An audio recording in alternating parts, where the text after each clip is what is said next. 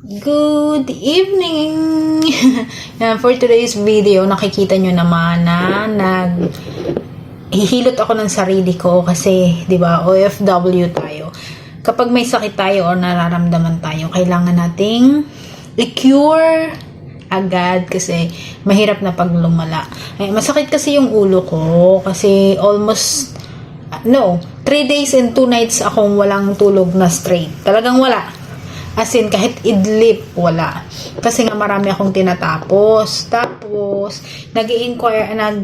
sumasagot din ako ng mga inquiry sa aking mga binibenta. And, syempre, working student pa ako. Diba? Kaya, yan. Minsan, stress.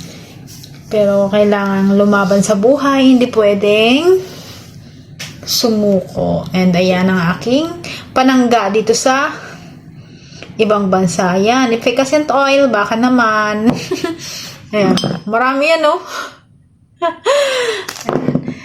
Actually, pag nandito na kayo sa abroad, hindi na pabango yung gagamitin nyo. Yan na. Hindi naman mabigat yung trabaho ko. Kaya lang ako nagkakasakit ng ganito kasi wala akong tulog minsan. Sa dami kong ginagawa para kumita ng pera, diba? Alam nyo naman masipag ako. Kahit naman sa Pilipinas, ganito ako dati.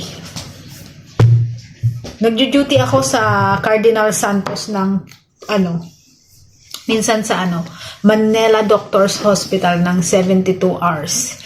Pag nag-duty ka at may alaga ka doon na mga naka-confine, hindi ka pwedeng matulog. Pero dati, alam nyo ba, gustong-gusto ko na hindi pumapasok ang karelyebo ko. Minsan pinagpipray ko talaga yan. Wag sana siyang pumasok kasi pag pumasok, sayang yung kasi yung rate ko noon is 1.6 pesos ang 12 hours namin. Diba? Sayang. And then sa na naman, alam ko naman may magtatanong na naman, ganun pala kalaki sahod mo. Actually, maliit lang yun. Compare sa mga lagi kong pasyente, may pasyente ako na 2,200 pesos ang 12 hours. Yun ang isa sa pinakamayamang naging pasyente. Nagustuhan niya kasi ako. Siya, CEO. Actually, mga naging patient ko sa Pilipinas is CEO. Yung isa nga is big boss ng China Bank.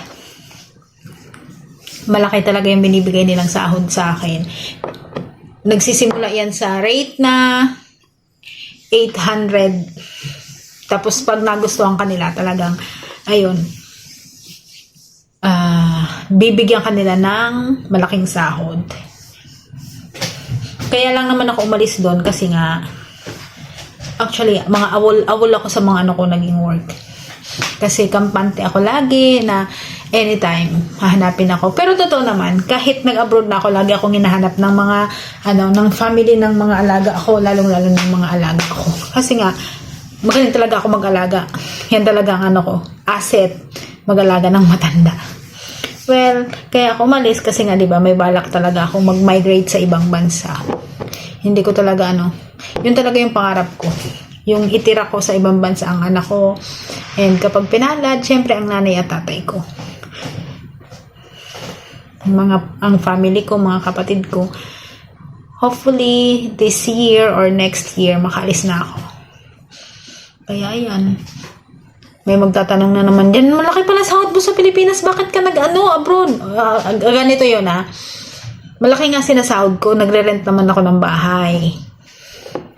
And namamasahe ako kasi hindi ka pwedeng mag-stay in. Kasi nga, arawan ka Ayun. And sa akin din yung pagkain. Pag naka-duty lang ako, libre yung pagkain. Pero hindi naman talaga libre yung pagkain kapag caregiver ka sa Pilipinas. Swertihan lang talaga sa amo kapag hindi sila madamot. Nagkaroon nga ako ng alaga na okay, kapatid ni Lucio Tan. Diba? Alam nyo ba, napakahigpit niya. Ang karelyebo ko doon is best friend ko. Napakataray nun. Suplado ng matanda na yun. Sobrang pero sa akin, sobrang amo niya. Napaka-amo nun sa akin.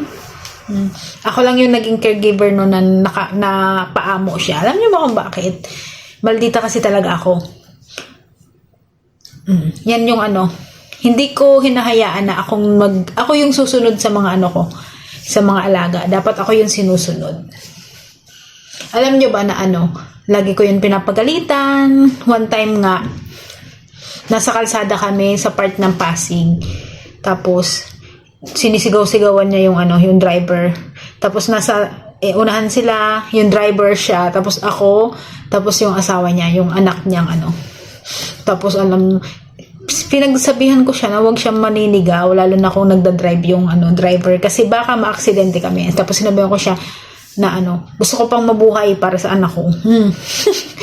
Tapos hindi siya kumibo. And then, may time na ayaw niyang uminom ng gamot. Kasi talaga yun? Bossy. Talagang boss talaga ang tingin mo sa kanya dapat. Siya yung tao na kapag nakikita mo or kapag uwi ng bahay, kailangan mong maganon. Kailangan mong magtungo as respect sa kanya. Ganon siya. And alam niyo ba kung ilan yung katulong niya sa loob ng bahay? 16. Plus ako, caregiver.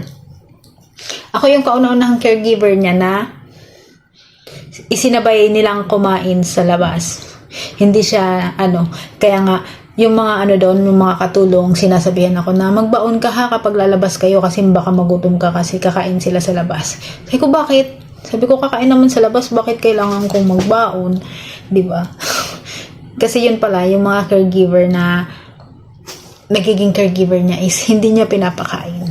Nandun lang sa loob ng kotse, pati yung driver. Pero ako, iba. Sinalo nila ako mag-asawa. Sila lang mag-asawa kumain na. Malaking lamesa, ang daming pagkain. Chinese food, kasi nga Chinese sila, di ba? Pinakain nila ako. Doon, harap kaming tatlo. Kung ano yung plato nila, ganun din yung plato ko. Iba yung nun sa akin, yung pagtrato. Isa lang pala ang pinaka niya. Nung ilang months na ako sa kanila. Kaya daw ako nagustuhan nun. Kasi, hindi ko siya tinutulugan kapag naka-duty ako. Yun lang. Doon niya i-check kung gaano tawag nun, dedicated sa work mo. I-check niya yung tulog mo. Kapag hindi mo daw yan tinulugan, yun yung sinabi niya sa asawa niya. Si May kapag naka-duty sa akin, hindi talaga siya natutulog. And kunting galaw lang ng kamay ko, talagang tatakbo siya. Totoo naman talaga yun. Ganun talaga ako mag-alaga. Kasi ayaw kong matayan ng alaga. Kasi nangyari na sa akin, namatayan ako ng alaga. Many times, nung nasa ako, nursing home, masakit. Kaya, kailangan kong alagaan ng alagaan. And syempre, hindi lang naman sa kanila yung gusto kong gawin yan. Syempre, sa nanay at tatay ko rin, one day, mag-iipon muna ako sa abroad. Kahit mag-migrate ako, kami ng anak ko, or syempre, kapag pinalad na makasama sila, gusto ko ako mag-alaga sa mga magulang ko. Ayan, dami ko ng daldal, ang sakit talaga ng ulo ko.